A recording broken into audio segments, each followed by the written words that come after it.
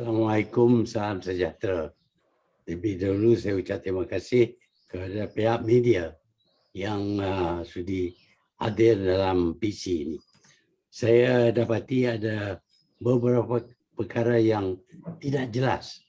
Di antaranya ialah cadangan kami, iaitu kita adakan satu Majlis Pemulihan Negara. Apa dianya Majlis Pemulihan Negara? Ia adalah satu badan yang boleh diadakan di waktu darurat ini jika dicadang ataupun dipersetujui ataupun diarah oleh Yang di-Pertuan Agong. Jadi kalau kita ada badan ini perlu diberi kuasa untuk mengambil tindakan-tindakan khususnya berkenaan dengan keadaan COVID-19 ini yang sudah menjadi begitu besar. Hari ini 13,000 orang sudah didapati dijangkiti dengan COVID.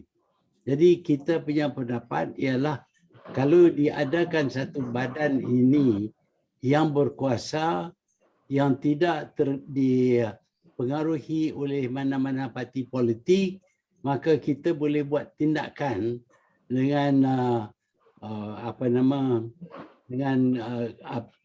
pakar-pakar yang kita akan pilih supaya kita dapat cuba mengurangkan bilangan kes COVID yang baru.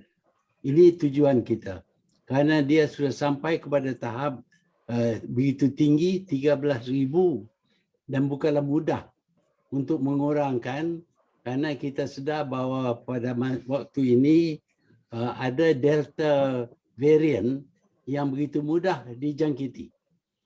Tidak perlu dekat, dengan tiupan angin saja pun boleh kita dapat penyakit ini. Sebab itu tindakan-tindakan yang akan diambil lebih keras daripada yang sedang dilakukan oleh pihak kerajaan.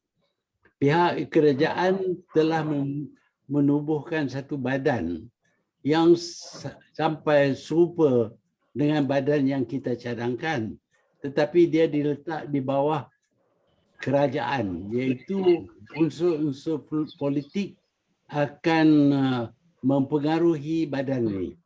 Dan awal-awal lagi apabila dianya ditubuh, maka Tunku Zafrul dilantik sebagai pengurusi dan dia minta berjumpa dengan saya.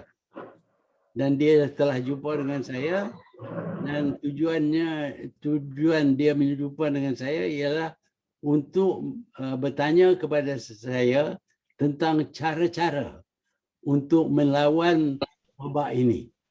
Dan saya tidak utamakan politik sama sekali. Saya cuma utamakan nasib rakyat, dan untuk ini apa juga yang saya tahu, saya telah beritahu kepada Tunku Zafrul macam mana nak kurangkan dan sebagainya. Kerana bagi saya ini soalnya walaupun dia daripada parti kerajaan, saya daripada parti musuh kerajaan, tetapi itu tidak, saya tak ambil kira. Saya tak peduli siapa yang jadi kerajaan. Kalau ditukar kerajaan ataupun apa-apa yang dibuat dalam bidang politik, itu tidak diambil kira oleh saya, dan saya cuma ingin melihat badan yang kami tubuh ini tumpu semata-mata kepada masalah wabak COVID ini. Kerana ini boleh merosakkan segala-galanya. Sebab itu tumpuan kami ialah terhadap COVID dan penderitaan rakyat di Malaysia. Itu tujuan kita adakan badan ini. Dan badan ini boleh diadakan walaupun ada kerajaan.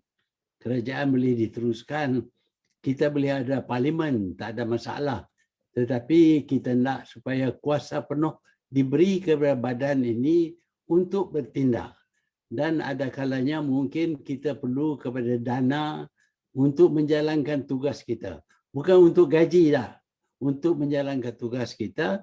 Dan untuk ini saya harap pihak kerajaan sanggup memberi peruntukan untuk usaha membasmi wabak COVID ini.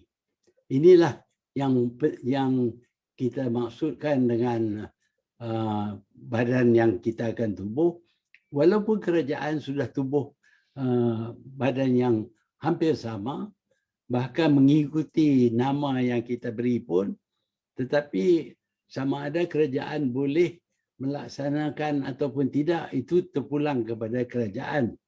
Apa yang kita lihat sepanjang ini, kerajaan gagal untuk menawan ataupun mengawal perkembangan penyakit ini. Daripada ratusan kerana diadakan pilihan raya di Sabah, meningkat kepada 2,000, selepas itu meningkat kepada 7-8,000, lepas itu turun sikit, sekarang naik sampai 13,000. Yang mana ini menunjuk bahawa kerajaan sudah gagal untuk menangani masalah ini. Kami berpendapat ada cara-cara yang boleh digunakan dan kami harap bolehlah kita kurangkan wabak ini. Seperti mana yang kita lihat di setengah-setengah negara, mereka berjaya mengurangkan kes baru. Tetapi di Malaysia, kes baru meningkat dengan mendadak daripada 11,000 kepada 13,000.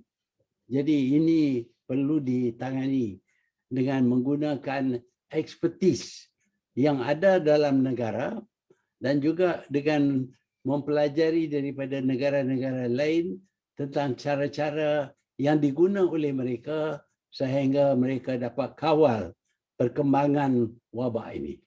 Itu berkenaan dengan Majlis Pemulihan Negara, MPN.